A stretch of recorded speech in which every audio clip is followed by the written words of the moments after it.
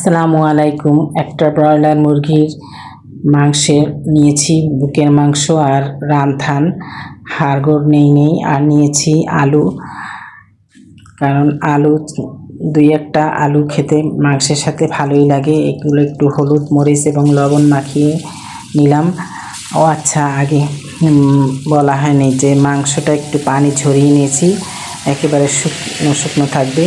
এরপর একটা ফ্রাই প্যানে তেল গরম করে মাংস আর আলু দিয়ে ভেজে নেব এপিট ওপিট করে লাল করে।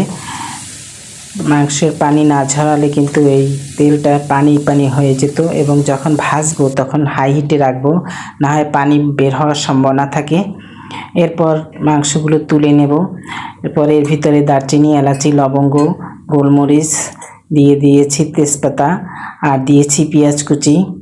এরপর পেঁয়াজটা ভালো করে ভেজে নেব, বেরেস্তা যেরকম করে একটু সোনালি করে ভাজবো।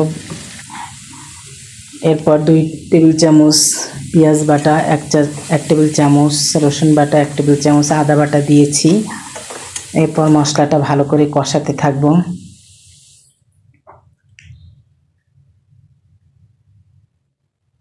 দিয়ে দিলাম কাঁচামরিচ একটু ঝাল হওয়ার জন্য।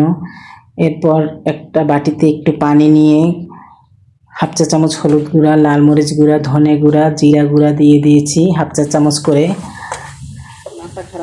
এটা পানিতে ভালো করে গুলিয়ে নেব, এতে একটু বাটা মশলার স্বাদ পাওয়া যাবে। এরপর সমস্ত মশলাগুলো কড়াইতে দিয়ে দিলাম। এরপর আবারও ভালো করে ভুনবো। দেখেন এত সুন্দর করে ভুনছি যে একেবারে কালারটা চেঞ্জ হয়ে গেছে, তেল উপরে ভাসছে। এভাবে আমি মিডিয়াম টু লো হিটে 10 মিনিটের মতো মশলাটা কষিয়ে নিয়েছি।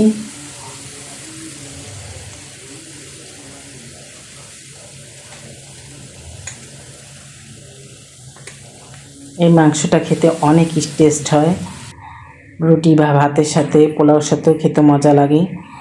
এরপর মাংস এবং আলু দিয়ে দেব, দিয়ে একটু নেড়ে চেড়ে গরম পানি দিয়ে দিয়েছি, মাখা মাখা ঝোল রাখবো।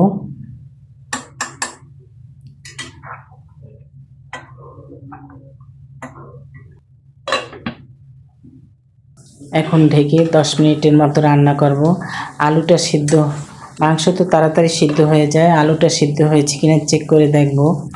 আলুটা সিদ্ধ হওয়া পর্যন্ত চুলায় রাখবো, তারপরে যখন হবে উঠিয়ে নেব। ধন্যবাদ সবাই।